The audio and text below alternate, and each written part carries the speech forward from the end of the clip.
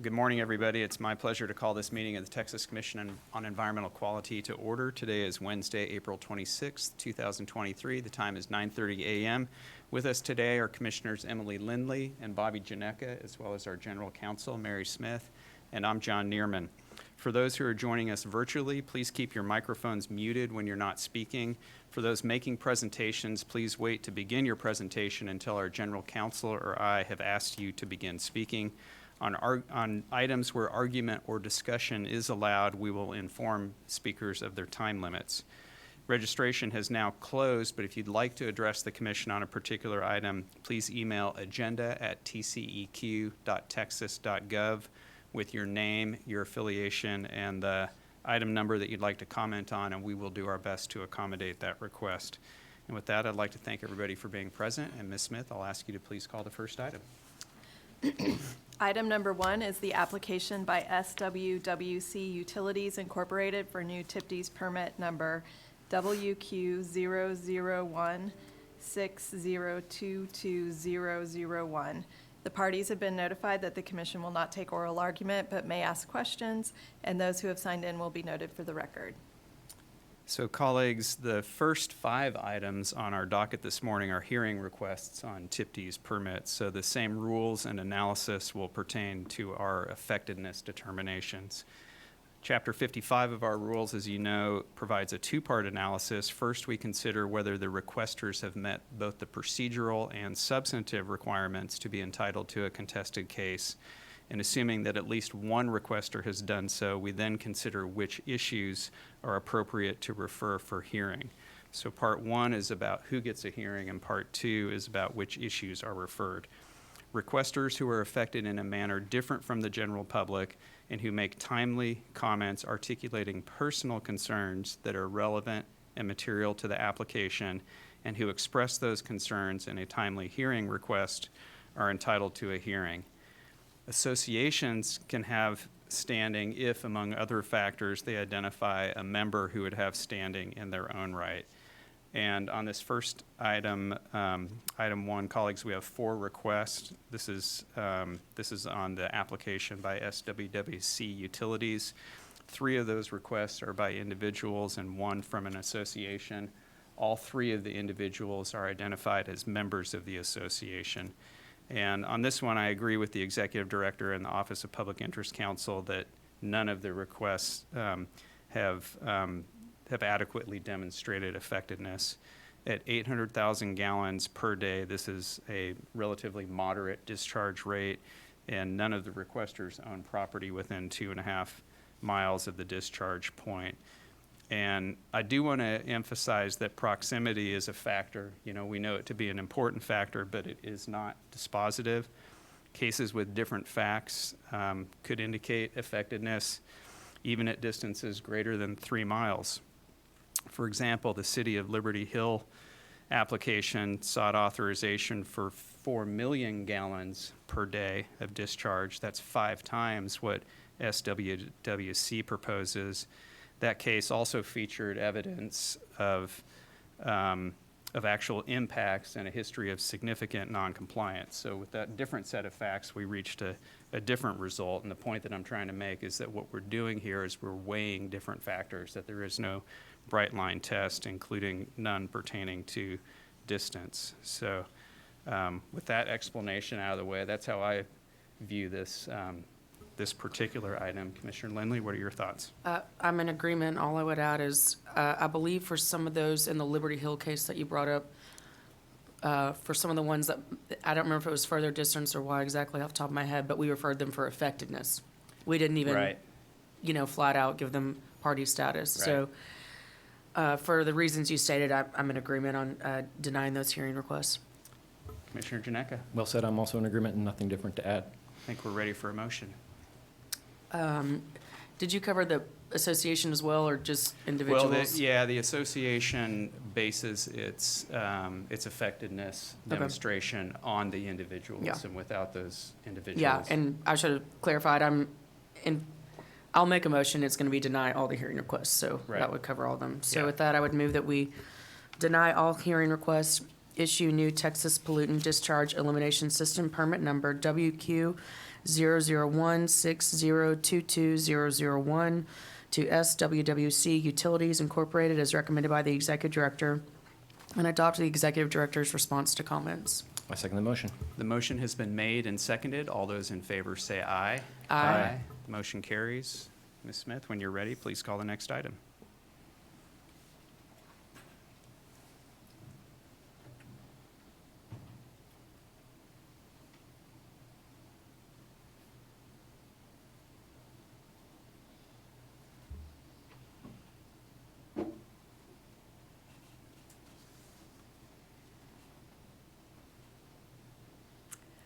Item number 2 is the application by Aqua Utilities Incorporated for new TIPD's permit number WQ005206000. The parties have been notified that the commission will not take oral argument but may ask questions, and those who have signed in will be noted for the record.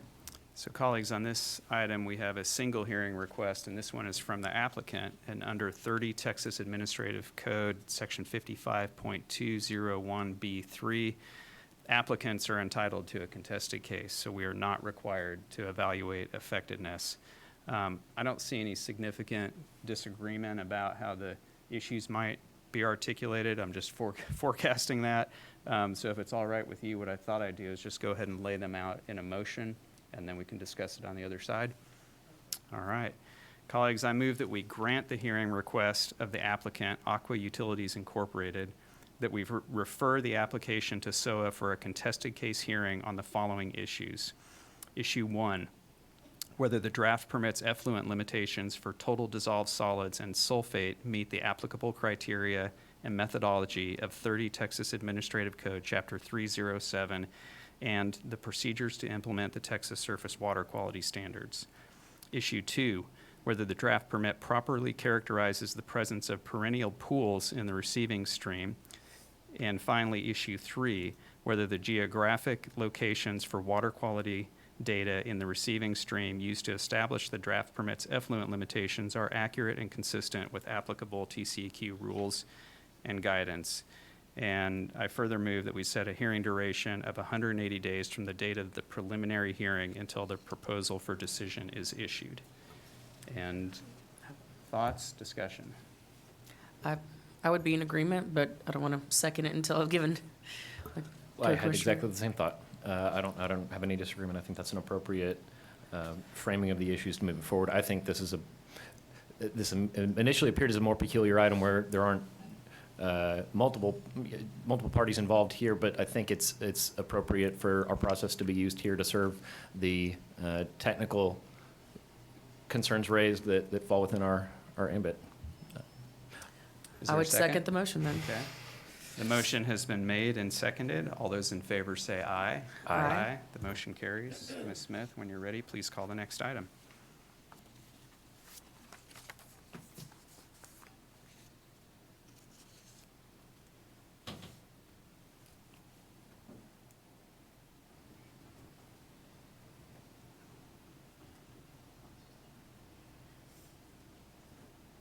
Item number 3 is the application by HK Real Estate Development LLC for new TIPD's permit number WQ00161500001.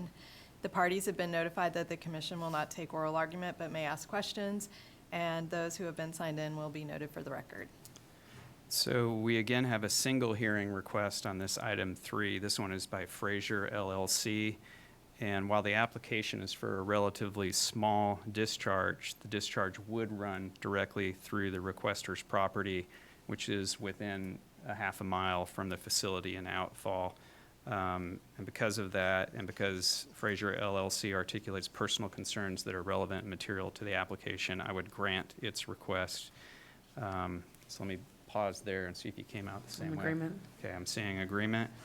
Turning to the issues, I would refer the following: whether the draft permit is protective of water quality consistent with the Texas Surface Water Quality Standards, whether it is protective of Frazier's use and enjoyment of its property consistent with those same standards, whether it adequately addresses nuisance odors, whether the application adequately characterizes the discharge route, whether the facility is adequately protected from inundation, And finally, whether the applicant made a copy of the administratively complete application available to the public as required by our rules.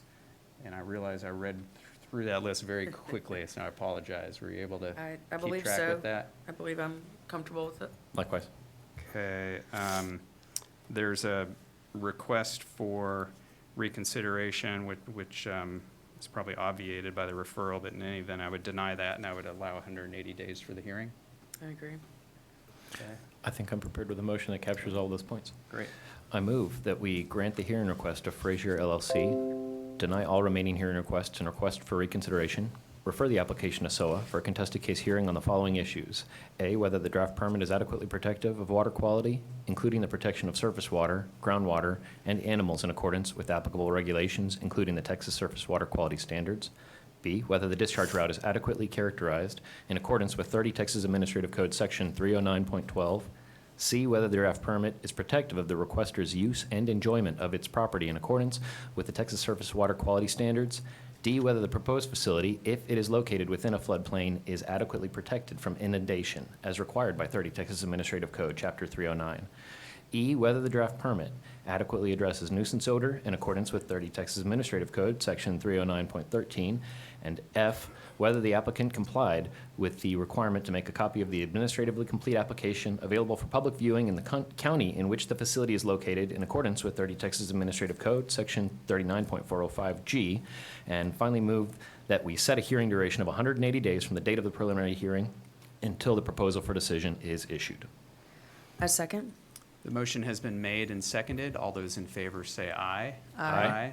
Motion carries. Ms. Smith, when you're ready, please call the next item.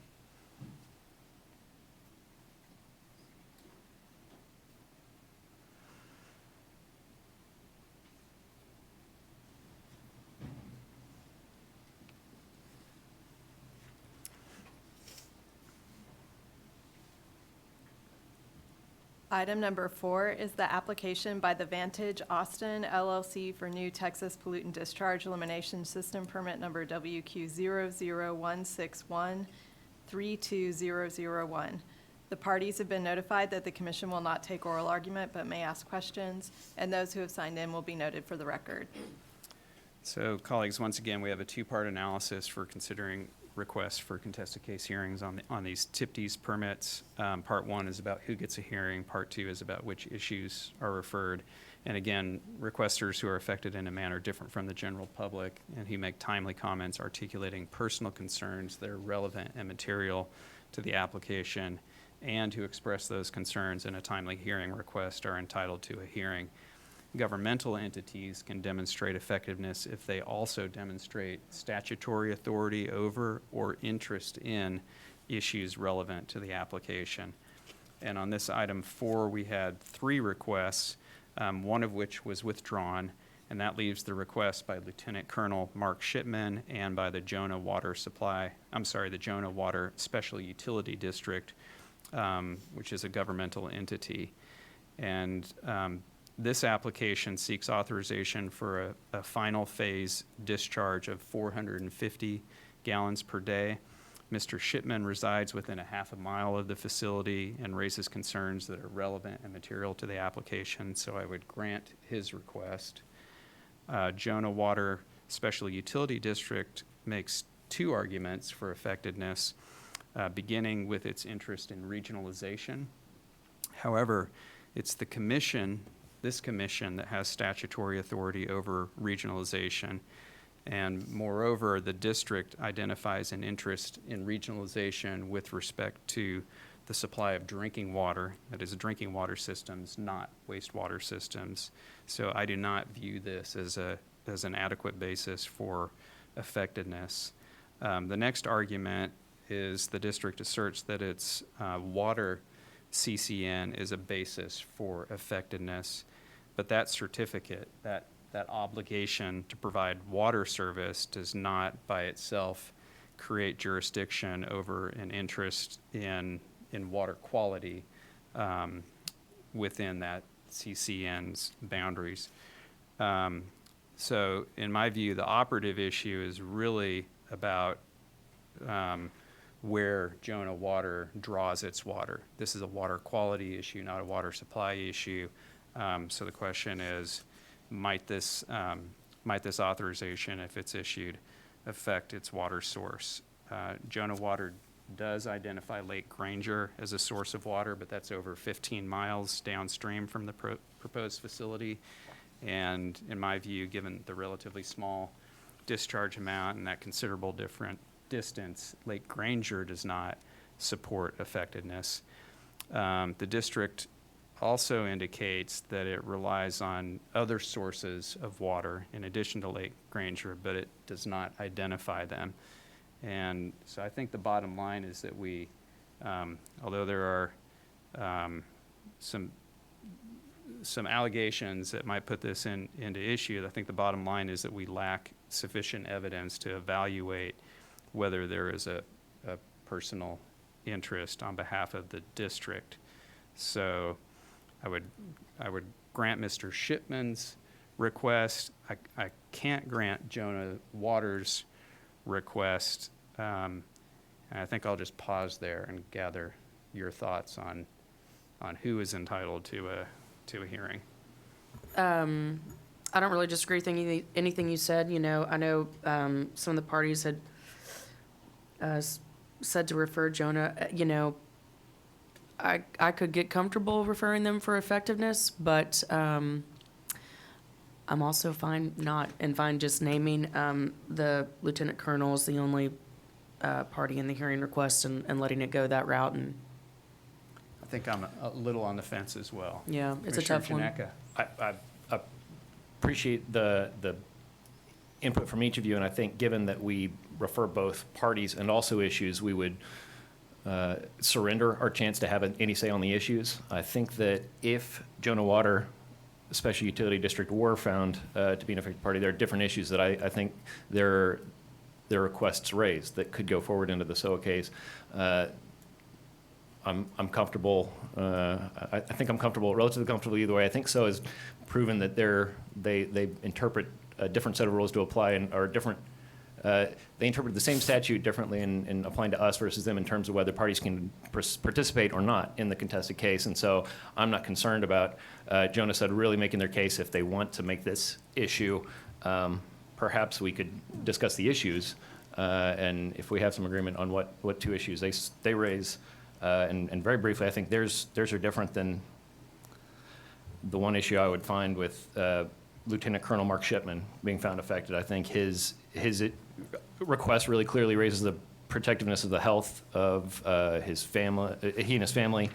But I think looking at Jonah Water Special Utility District's request, I could find a basis for moving forward on whether the draft permit would be protective of water quality, preventing specifically excessive algal growth, and then whether it's regionalization, I think, was an issue that they did raise, albeit imperfectly and as a basis for their participation. But perhaps we could craft a motion or referral that SOA can consider them with issues highlighted if they're found affected. Yeah, a contingent, sort of a contingent. I don't know that we have that ability Yeah. if we deny outright their ability to participate as a party. Yeah, I mean, Yeah, and that's a fair Commissioner point. Lindley, kind of all things considered, I think I'm maybe ever so slightly on the side of going ahead and referring the district to SOA for an effectiveness Yeah. determination. And be then- specific in the issues so it doesn't, Right.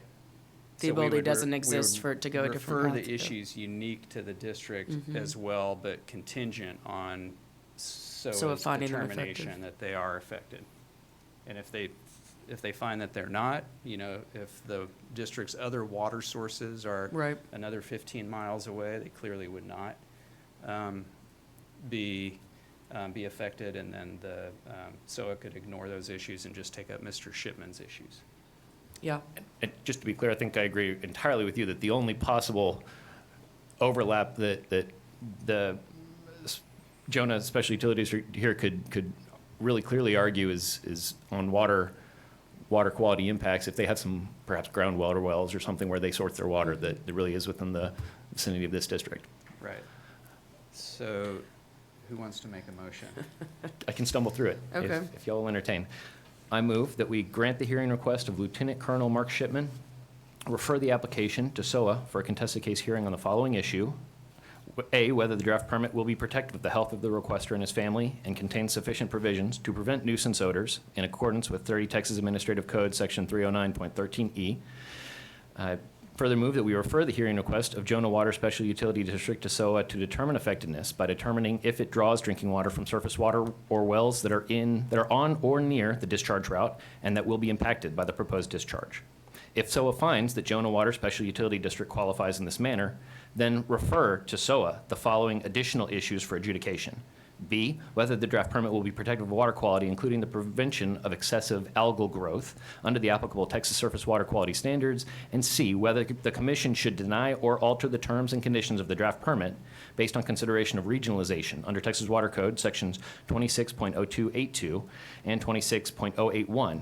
And finally, set a hearing duration of 180 days from the date of the preliminary hearing until the proposal for decision is issued. I would second that motion. Sounds good to me. The motion has been made and seconded. All those in favor say aye. Aye. Aye. Motion carries. Ms. Smith, when you're ready, please call the next item.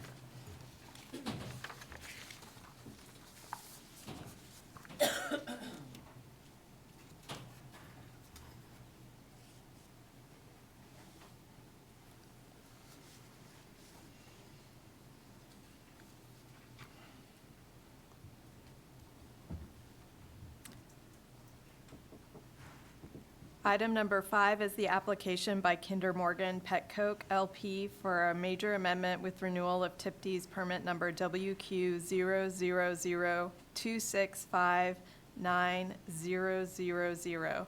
The parties have been notified that the commission will not take oral argument but may ask questions, and those who have signed in will be noted for the record. All right, colleagues, item 5. This is the last of our 5 TIPD's applications. And again, on this one, we have a single requester. And in my view, the question of whether Bayou City Waterkeeper has demonstrated effectiveness turns on whether their member, Ms. Gray, would have standing in her own right. The association has otherwise met all of the requirements to be entitled to a hearing. The arguments for Ms. Gray's standing are connected with her residence and recreation at Berry Bayou, as well as her recreation at Sims Bayou. And on this one, the proposed discharge is not large. The applicant represents that its activities will generate 40 gallons per day of wash water and 150 gallons per day of quench water, plus a variable stormwater flow. And the type and concentration of the contaminants it issued do not indicate a significant concern. Accordingly, given the distance between the outfall and Miss Gray's residence on Berry Bayou, I can't foresee any impact there, let alone one that would distinguish Miss Gray's interests from that of the general public. And so that leaves Miss Gray's recreational interest at Sims Bayou. And while recreational interests can potentially demonstrate that someone is affected differently from the general public, in this case, I don't see it. We're told that Ms. Gray regularly walks along Sims Bayou near Park Place Boulevard and the Houston Botanical Garden. And given the distance from the facility to these locations, which is well over a mile, and the small rate of the discharge, I can't see that Bayou City Waterkeepers has demonstrated Ms. Gray's personal interest distinct from the general public. So that is my analysis. I'm in agreement. I too am in agreement. I appreciate you raising specifically that last point. I've heard it raised, the false suggestion that we don't consider recreational interests and whether parties can have standing or a basis to contest a permit. I very strongly disagree. I remember, or I've been in favor of granting hearing requests on specific recreational interests in the past, but I don't think this hearing request meets that requirement to find Bayou City Waterkeeper to be an affected person. They identified the one member that they contended would have standing in their own right for the hearing, and so given the relatively small volume of discharge and the discharge of the outfall where Ms. Gray recreates, and specifically the manner of her recreation that was described, and the potential for that relatively small discharge didn't seem to raise something different than another member of the public affected. But I think that was exactly the right direction to make that sort of a basis. So I agree. I'm ready to move forward as well. I've got a motion. Great.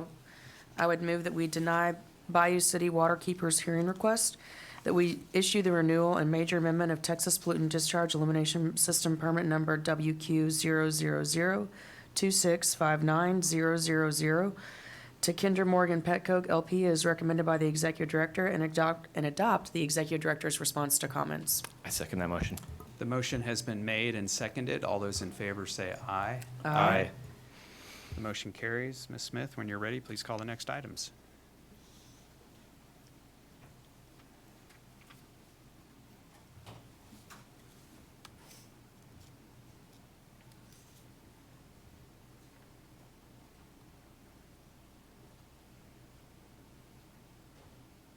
Was away in Fort Worth.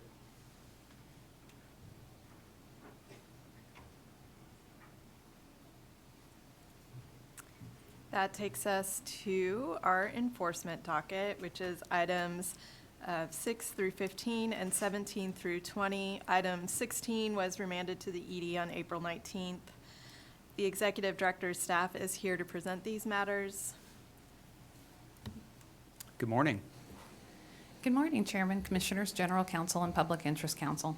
For the record, my name is Melissa Cordell of the Enforcement Division, and with me today are Amy Sedemeyer and Michael Parrish of the of the Enforcement Division, and Gitanjali Yadav of the Litigation Division representing the Executive Director.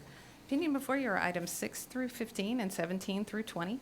The total assessed administrative penalties are $608,130, with $263,461 deferred, $149,708 applied towards supplemental environmental projects, and $194,961 to the general revenue. We respectfully request approval of these items and are available to answer any questions you may have. Thank you, Ms. Cordell. I have none. Colleagues, any questions? No, thank you. Likewise. Seeing none. Ms. Smith, has anyone signed in to speak? So for items 7, 8, and 13, we have people signed in who are available for questions. And then for item 11, Mr. Michael Burris has requested to address the commission. Great. Mr. Burris, are you with us? Yeah, good morning, sir. If you'll just step up to the podium there. Thank you for being here. The first thing we need to do is make sure your mic is turned on, so there should be a little button that says push that'll make the light go green. Okay. You got, all right, we hear you loud and clear. Mr. Burris, the floor is yours. We're happy to hear from you. Well, I was just coming to see what this was all about. I know it's about a stack of tires that I have on my property. And let me just interject here real quickly if I can. I just want to make clear for the record that you're speaking on item number 11, and then if you'll just state your name again for the record. Michael Burris, and I'm speaking on item 11. Okay, I'm sorry to interrupt you. Go ahead, sir. And I just have a stack of complaints here through Guadalupe County, through TCEQ. This is not all my records. I just didn't go pull more open records because this is an ongoing battle between my neighbor. What is her problem? I have no idea. But I have been in compliance with the county. The county told me to move stuff to a certain spot out of her site, cover them up. I'm in compliance. So she trespasses on my property, her and her son, to put me in violation. So this violation is from somebody trespassing on my property to nail me with it. I've been dealing with the county for quite some years now over this, and I'm in compliance with them. So they go above the county's head, above and beyond, to TCEQ. They've been out several times. That's not enough for her, so she calls TCEQ again over this past month, and they come out and investigate without me even being home. No problem. I'm supposedly running a paint and body shop now. They do an investigation. They don't find nothing.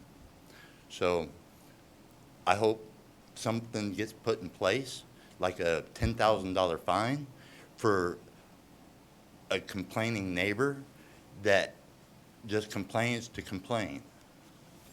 if they make it a steep enough fine and they don't find nothing, then they're gonna get hit with the $10,000 fine. They might think twice about calling on the neighbor. And Mr. Burris, what is happening on the property out there? This is a property that's connected with your residence? She Or has a separate? very little spot. Okay, I have 5 acres. I have tires down on my property. Yes, it's in the floodway. They have been in the floodway since I bought the property. So the tires came with the property, you're saying? most of them, yes. Okay, Somebody was cleaning the next door neighbor property up before they sold, and I found when I went down to the bottom of the property, because I don't go down there very often because I've been rear-ended, I'm looking at surgery on my neck, and I just got over a broken foot. And they're giving me 30 days to take care of all these tires. Can I be in compliant with that? No, I cannot. okay. Sorry to hear about your injuries, sir.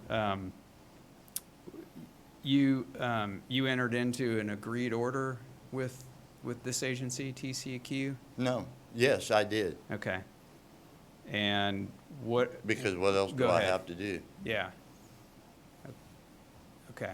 And what are your concerns about that order? I really don't have no concerns. I'll pay the fine. Okay.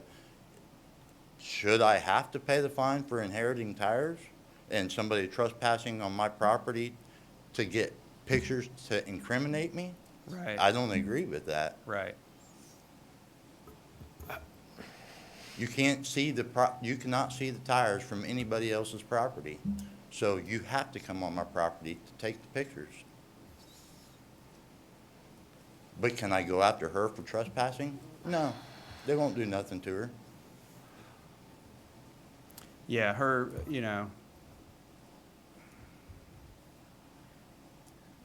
whether she trespassed and what the recourse or punishment would be for that is outside of our jurisdiction. So that's not something that we Sure. can consider.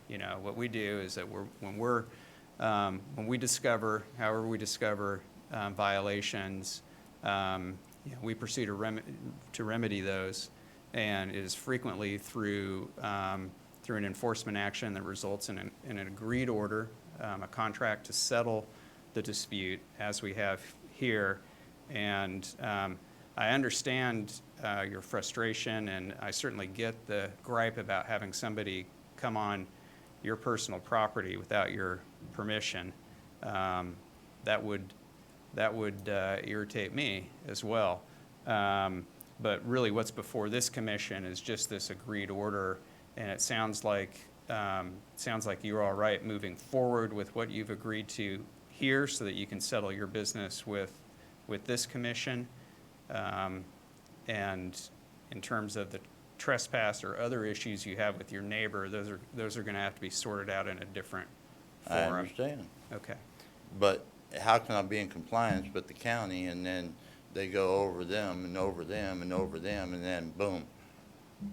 Yeah, and I don't know what the county's particular rules are, but I have paperwork right here saying I'm in compliance. yeah, I appreciate that. I don't doubt that at all. I'm not sure how to phrase it. We suffer from a lot of government, local, state, federal, and satisfying the requirements of one doesn't necessarily satisfy the requirements of another. So when it comes to the state of Texas's business, and specifically TCEQ's business, we're just trying to bring people into compliance with our rules. We do that through enforcement actions and agreed orders like we have here. And whatever business you have with the county, it sounds like you're good with the county, that's outside of our authority to do anything about. Whatever business you have with your neighbor, we're not really in a position to do anything about that. So in terms of sort of wrapping up and closing out the obligations with the state and our agency, I think Well, I'm still ongoing with TCEQ. yeah, and I understand that the agreed order has a lot of requirements in it, including paying a penalty but I don't hear that you're trying to, that you're objecting to that or trying to get out from under that today. I think what I'm hearing you say, and you can correct me if I'm wrong, is that you've got these outstanding issues with your neighbor. Your neighbor shouldn't have been on your property. Again, we can't do anything about that. And I have outstanding issues when more complaints and more complaints and more complaints keep coming in. TCEQ, I just spoke to them last week about air quality control, not solid waste, air quality control. Right. And it's like, when does it stop? Yeah. When does somebody from TCEQ say, enough's enough? Yeah, I get you. And so we do have enforcement discretion, how we look at different cases. We've got some discretion and flexibility, but when it comes to responding to complaints, we have there's a whole set of laws and a protocol that we have to follow, and our investigators don't have a whole lot of discretion. They can't just simply ignore the complaint. That would be out of bounds for our investigators. But If you have 20 complaints for the same address, yeah, that they can't say, no, we can't? I mean, and I think we're starting to maybe stray a little bit off topic of this particular enforcement order, but just to try to finish out and round out the conversation, this is a very hot topic because we have there are complainants out there that use our process to harass others, plain and simple. That happens. It's somewhat infrequent. Sounds like it is happening, unfortunately, in your case, perhaps. That's what I'm hearing. I know that the legislature has looked at this, is looking at it right now. I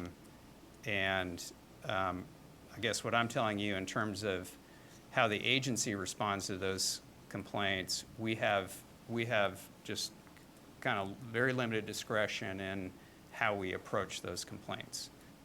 We are not allowed to simply ignore complaints because somebody complained multiple times, even if we recognize them as a nuisance complainant. Now, I'm trying to offer you a constructive solution to your problem, and so I'll just say what I'm thinking. Historically, and under very rare circumstances, we will have our Office of Compliance and Enforcement assign a particular point of contact in senior management to be the person who receives complaints relating from a particular complainant.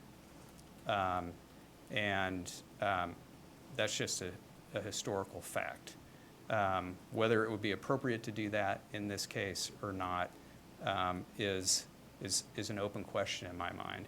So I think what I would invite you to do is to talk with somebody in management, with our Office of Compliance and Enforcement, and have a conversation about whether they would be willing to assign a single point of contact for the complaint process, just so we can have a better sense of what's going on in your situation, and hopefully discourage complaints that are without merit. And another thing I might suggest, in the spirit of being constructive, is share your concerns with your elected representatives. And I should probably just leave it at that. Mr. Burris, I'm not hearing complaints on this agreed order. I'm understanding and hearing your complaints. I'm probably over-responding to them, but that's my constructive advice for you this morning. And I really appreciate you showing up today and sharing your concerns. But in terms of what this commission needs to do this morning, I think that's just to go ahead and finalize this agreed order, and it sounds like there's no objection to to that piece of it. Does that sound all right? Sure. Okay. Well, thanks again for coming down today. Colleagues, do you have any questions or comments for Mr. Burris? I have a question about 30 days. That's what I, The order in this, in the terms of the agreed order to be able to meet those terms in 30 days. So, Mr. Burris, I'm hearing, and I appreciate, Chairman, your laying out and diving into the issue so specifically on his concerns. I want to ask him simply, since I don't have the benefit of a legal degree and a member of the state bar. I'm not an attorney. I know. I presume you are. Are you an attorney, No. Mr. Burris? Good. We're on equal footing in that regard. So if I'm hearing concerns about potentially what we have before, we have an agreed order that you've told us you're in agreement with, but I'm hearing some concerns that if you're wanting to plead your case around it, specifically the practicability of being able to comply in the 30 days, when that sets in, but also whether the violations are even on you or not, if there's evidence you might be able to bring that there's somebody else. But this penalty before us dates back to a complaint that was in 2021. And so there's a certain set of dates, and it's closed, and it's in the past. And so there may be some limits to you found new information after that point in time, and so maybe you've decided it's not worth trying to argue this particular case. It sounds like it is an open issue, though. If you've had any back and forth in the last month, I can guarantee nothing of that back and forth would yet show up in this particular order. So in order for me to understand our place forward, I think we could entertain that maybe you are not in agreement with this agreed order and you instead would like to take the alternate pathway to plead your case on this order, which means you would go follow the order to SOA, the State Office of Administrative Hearings, where you would come before a judge who's an attorney, but they do it full time, and so hopefully they can help walk you through the process. But that's where you could bring evidence or make arguments of whether it's perhaps an inappropriate the problem stuck with penalty. that is I'm just a poor I respect guy. that. I respect that. I And as only much as have that's 6 available days. online now and it's easier to do, it's still very difficult, and that's a big hill to overcome. But as I understand it, I think that's where we can offer you a path forward and a remedy to close out this penalty that dates to a certain date certain from that complaint and investigation from our staff, doesn't handle any of the ongoing future stuff, or you could keep it open and continue to fight it at this other administrative court. And I just want to confirm, is that your understanding of the process as well? And do you have any questions about that? From my understanding, if I don't agree to this order, then it's going to be a steeper order. That's from my understanding. I appreciate that. So why not just take it and make the payments and pay that little bit what I can? I'll respect just that. chime in real quick. I do want to hear from the executive director's office here in a minute on this. I'm glad we've heard from you. Appreciate you coming down up here. I think we need to hear from them. I think the best thing you can do for yourself, and I'm not saying you haven't already done this. It sounds like maybe you're there, but I don't know. Is stay in compliance, right? And that's the best way to prevent anything. If you're going to have a nuisance complainer, we'll characterize them that way, even though I don't really know anything about them. Call and complain. By law, we got to get out there and investigate. That's just the way law is written now. If we go over there and we don't find anything, that's going to go a long way. And so the best thing you can do moving forward, and again, I'm not saying you haven't, it sounds like if the county's been out, you're abiding by their laws and that kind of thing, and that's great.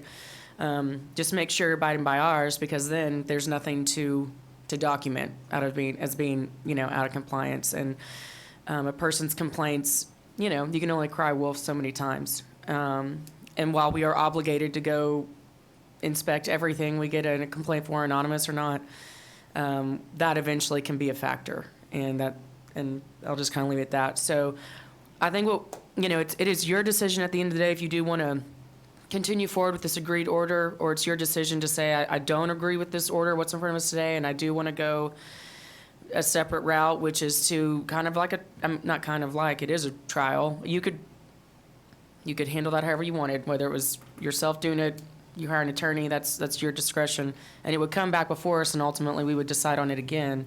So that's kind of your two options, which is what Commissioner Janeka was referring to with SOA. And it sounds like you do want to agree with the order, and I can't advise you what to do, but That's what's in front of us today. Those are your two options. I don't necessarily have any more questions for you. I really do appreciate you coming up and telling your side.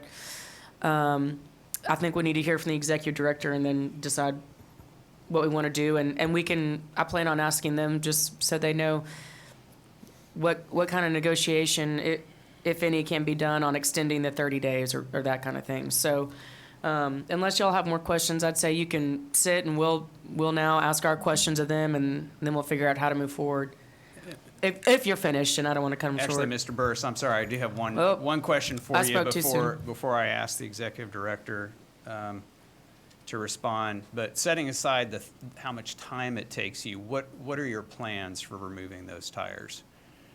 How are you going to do that, and what are your... Well, I've already had one dumpster down there, a roll-off, and it's only me, so I only have 3 months with a dumpster, and I have to take a razor blade knife and sidewall every tire and process it. They give me two options, sidewall them and then the tread, or I can quarter the whole tire and put it in the dumpster. Mm-hmm. So TCEQ wants me to have documentation of where I'm taking these tires. Mm-hmm. Well, I don't own the dumpster. I don't take the dumpster to the landfill. Mm-hmm. There is a certified landfill in San Antonio that will accept the tires, and I've already explained that to them. Mm-hmm. And they're like, well, I don't know if that's all right. I'll have to get back with you. So there's no difference between the roll-off dumpster and the regular dumpster. So instead of only getting 3 months, I was just getting the regular dumpster, putting my trash as well as processed tires in that dumpster. Okay. Am I throwing them in neighbors' yards? No, I'm Right. cutting them up. Right. Okay. We may have more questions for you, but I think it's time for us to hear from the executive director on this item. And colleagues, I don't know if you had specific questions, but Well, I kind of asked my one Yeah. And I don't know who's best to answer that, whether it's Gitanjali or whoever. Good morning, Melissa Cordell, Enforcement Division. In regards to the order itself and the timeframes for compliance, there is a provision in the agreed order that allows for them to get an extension on those timeframes for cleanup. So we review a written request that basically indicates that they've made some good faith efforts toward coming into compliance with the order, what's required by the order. So we would need to know that they've ceased accepting additional tires or any other MSW, as well as making efforts to properly dispose of the tires that are currently there. I believe that covered that question. So Is just- an extension 30 days, or is it just depends on how far along cleanup is Depends on the going? request, Okay. and that there's a good faith effort Yeah. to try and do that. So if we could get a commitment that no additional tires and that they were working to properly dispose of them, using a registered scrap tire transporter and making sure that it's all proper. We can provide a list as well of what those registered scrap tire transporters are to assist. I kind of just want to hear the background on the case. I don't know. What's in front of us in the agreed order? can I ask a quick clarifying question? The registered scrap tire transporters, do they require removing sidewalls or quartering tires, or will they take an intact tire, if you know? Mr. Burris probably knows. Well, will they take the dumpster roll-off too, or do they have to take and process the tires? I need to seek additional information on that, and our San Antonio Regional Office is also on the line, and they may be able to assist us with part of that question. Is there anybody? Good from- morning. Yeah, good morning. This is George Ortiz with the regional office. Go ahead, Mr. Ortiz. Did you hear the question? Can you repeat the question, please, sir? Yeah, the question is whether the scrap tire haulers require sidewalling or quartering the tires before disposal. It depends on the facility where the tires are going to, landfills. Some landfills require sidewall or quartering. So Okay. depending on who they use. Okay, I understand. I think, and we can ask him in a minute, but I think Mr. Burris is going to tell us that, yes, indeed, he is required to do that. I'm sorry, Commissioner Lindley, you had another question for I was just kind of staff. looking for a little bit of more background on the, what's in the agreed order, you know, the steps, communications that were had and that kind of stuff getting here today.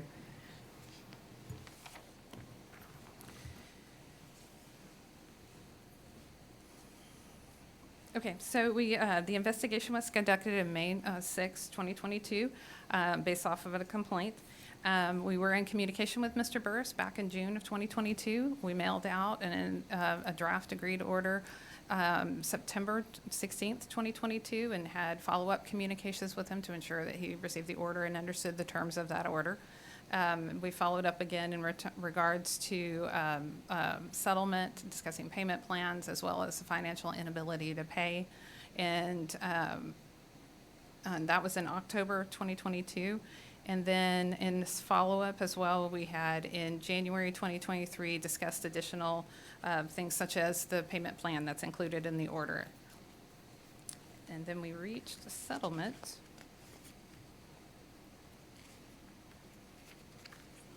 December 2022, thank you.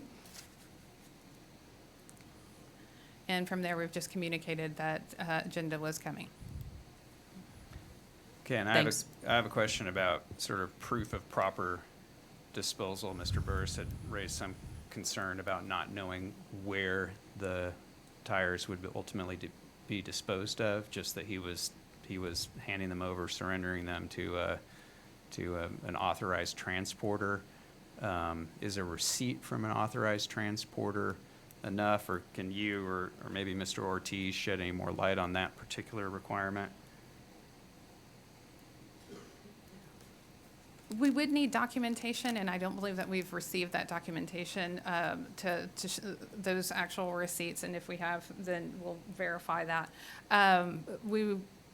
For that next step, my understanding in talking to our waste permits folks is that we would need something to show where they went ultimately, and then we can verify what their authorization is. Okay.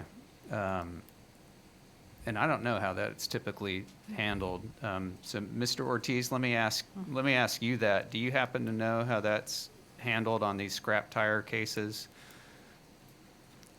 We can work with And by that, just let me be clear about what I'm respondent. asking. You know, exactly what documentation would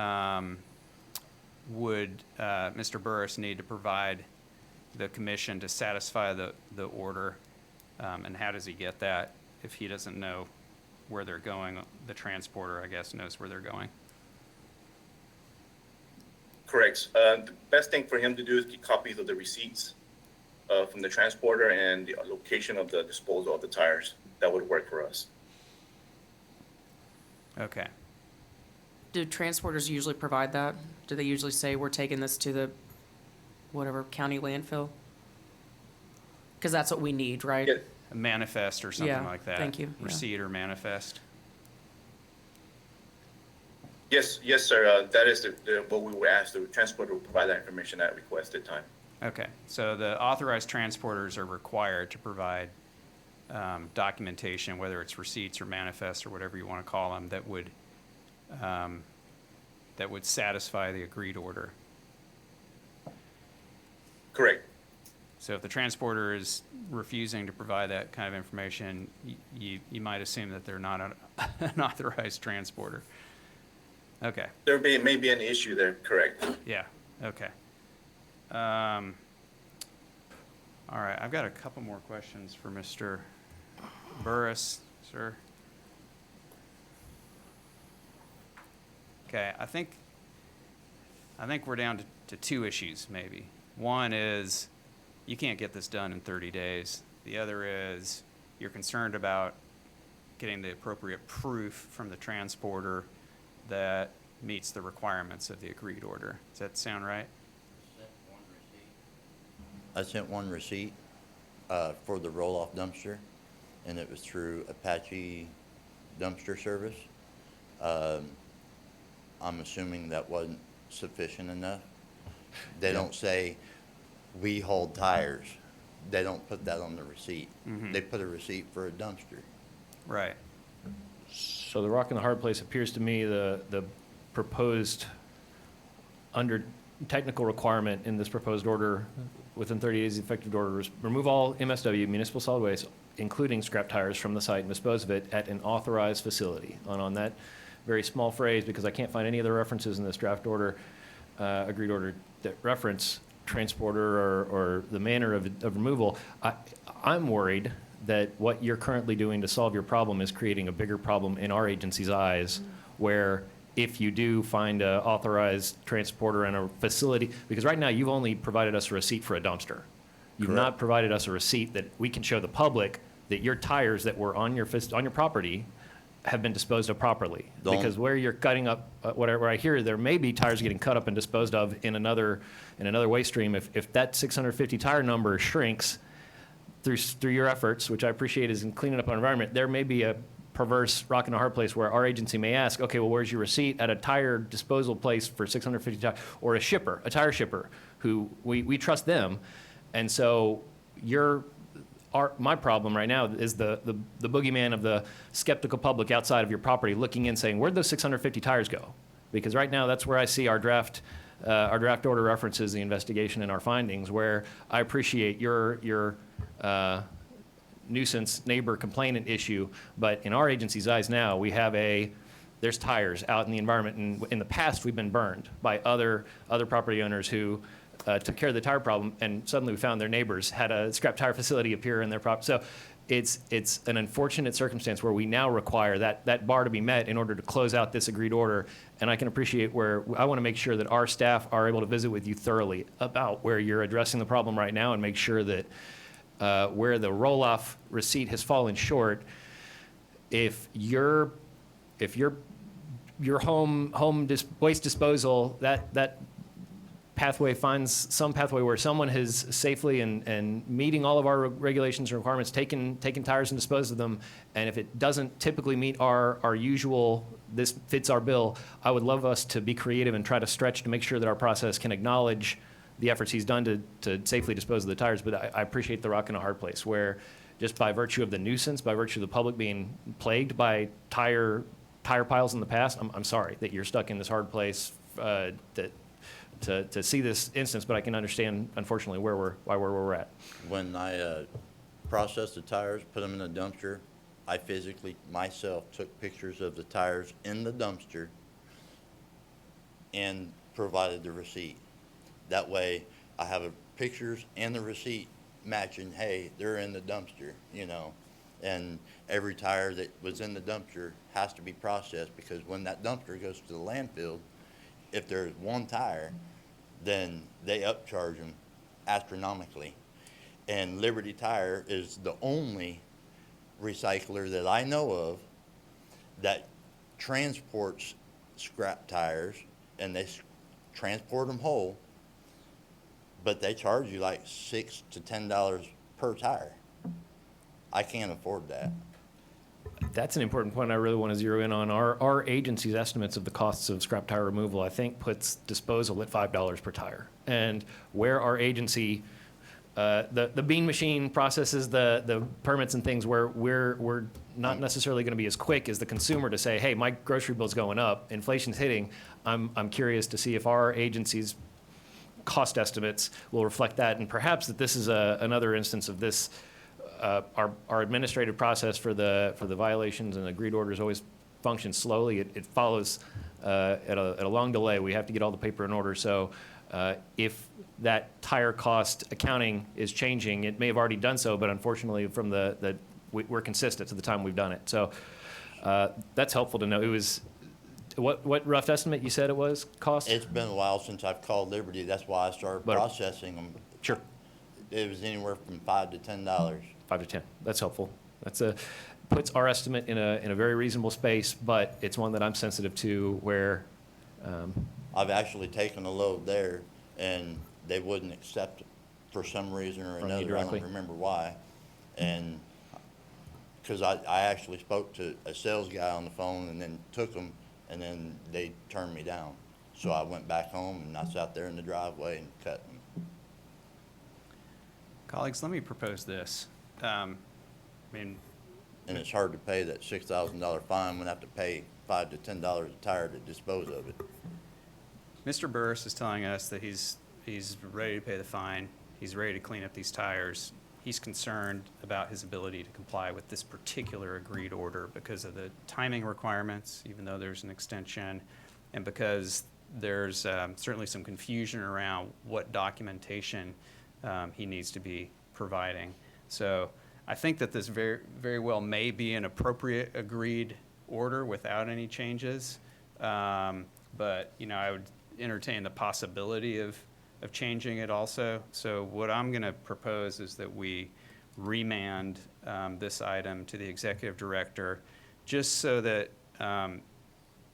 that Mr. Burris, you and our staff can come to an understanding about how you're going to be able to comply with this agreed order, and then then you can get some comfort around it, and we'll go forward maybe with the same agreed order, maybe with some slight differences. I can be, yeah. I'm comfortable remanding. I'm curious whether Mr. Burris is interested to be quit of it, or whether a remand sounds appealing. It may feel like you're sliding back down, so I don't want to suggest, and we move along with it thinking, hey, we're giving you relief, and you feel like we've just put you back to square one, asked you to. Fair point, to Mr. start. Burris, your option. You want more time to visit with our staff to get some clarity on how this proposed agreed order would work, and how you could not find execute it and not be in violation of it, or are you comfortable enough with the extension provision that you heard about and that you want to go forward today and help get it behind you? Because I think we're ready to either send it back to the executive director's staff or go ahead and enter it as a final order. I need to know how much time I got and, how I can get rid of them and all that. Right. Documentations. Well, tell you what, why I don't, can't do very many at a time. 'Cause I think that answered my question. I think it would be helpful for you to talk with our staff and sort through those issues. I think so as well. It All would right. relieve you of some more pressing deadlines, and I think let you keep discussing the most material issues. All right. So I think we have a plan on this one. Mr. Burris, thanks for coming down here and letting us understand the world the way you view it. It's helpful for us to hear that. do I need to stick around here now, or? I think we're just about done. The commission is going to vote in just a moment on all of the enforcement items, including yours. And I think what we'll do is we won't go final on yours. We'll send it back to staff, and you can talk with them about this order and just sort out those last few concerns that you have about timing and documentation. Ms. And- Cordell? And we can meet with you just after this, when proceedings conclude. And we're pretty close to the end of this Yeah. thing, at least they are. So if you want to hang out for just a few more minutes, you can probably have that conversation pretty quickly. So thank you, sir. And Ms. Smith, that was the only person signed in wishing to speak? That is correct. Okay. Mr. I can, oh, nope, we're not ready. We Not need to ready hear for a from- motion. Yeah, no, okay. no. Yeah, Mr. Arthur, good morning. Good morning, Chairman. Good morning, Commissioners. For the record, I'm Garrett Arthur, TCEQ, Public Interest Counsel.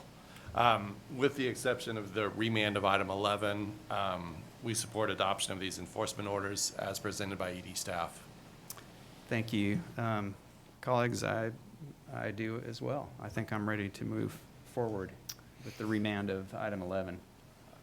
I can make a motion for that. I will only note before we move on, I appreciate on item 13, representative from the city of La Jolla being available on that. That's a matter I'm very concerned about. I hope that we can, my presumption is that often our agency's compliance process serves to be a valuable tool for water providers in helping move up their prioritization and how urgently they get funds from water development, the Texas Water Development Board, or other assistance available to utilities. So while I know that our staff are always available to assist utilities facing variety of challenges, in addition to those very specific technical challenges we're raising in this order, I'll just say thank you to the representatives from the city, and please do continue to reach out to us as we can hopefully support your argument for it's a statewide search for resources to apply to our water needs, and this exemplifies that need, unfortunately. Thank you, Commissioner. Do we have a motion? I move that we remand item 11 to the executive director for additional case development, retaining the discretion to retain the penalty deferral, and adopt items 6 through 10, 12 through 15, and 17 through 20 as recommended today by the executive director. I second. The motion has been made and seconded. All those in favor say aye. Aye. Aye. The motion carries. Mr. Burris, this crew has one more item that we're going to call right now, and it won't take very long, so hang tight. Ms. Smith, go ahead and call item 21, please. Item 21 is the consideration of the monthly enforcement report, and the executive director's staff is here to present the matter. Good morning again. Good morning, Chairman, Commissioners, General Counsel, and Public Interest Counsel. My name is Melissa Cordell of the Enforcement Division, and with me are Amy Sedemeyer and Michael Parrish of the Enforcement Division, and Gitanjali Yadav of the Litigation Division. We are here to present the monthly enforcement report for fiscal year 2023 through February. There were 513 effective administrative orders issued, and of those, 70 contained supplemental environmental projects. These orders assessed a total of $6,626,015 in penalties, with a payable amount of $4,007,877. $1,810,067 are to be paid toward supplemental environmental projects. 6,730 notices of violation have been issued through either our field offices or review of self-reported data in our central office, and 1,051 enforcement action referrals have been received. There were 2,217 pending administrative orders, with 919 cases that are on the backlog. 188 cases are pending at the Attorney General's office for representation in district court, and 5 judgments have been issued. 2,225 cases are being tracked for compliance. We've included for review a summary of OCE investigative activities for fiscal years 2021, 22, and 23. We are available to answer any questions you may have. Thank you, Ms. Cordell. I have none. Colleagues, any questions? No, thank you. Seeing none, Ms. Smith, is anybody signed in to speak? No one is signed in. Okay, Mr. Arthur. OPIC appreciates the report, and I have no comment. Thank you. I appreciate the report as well. There's no action necessary on this item, so Ms. Smith, I'll ask you to please call the next items. Items 22 through 25 are for closed session. The commission will meet in closed session today in Building E, Room 211S at, should we say 10:40? At 10:40, as permitted by the Open Meetings Act, to take up, including Texas Government Code Section 551.071 and 551.074, to take up and consider matters pursuant to items number 22 through 25 as posted and noticed. The time is 10:37, and we are in recess. Muted.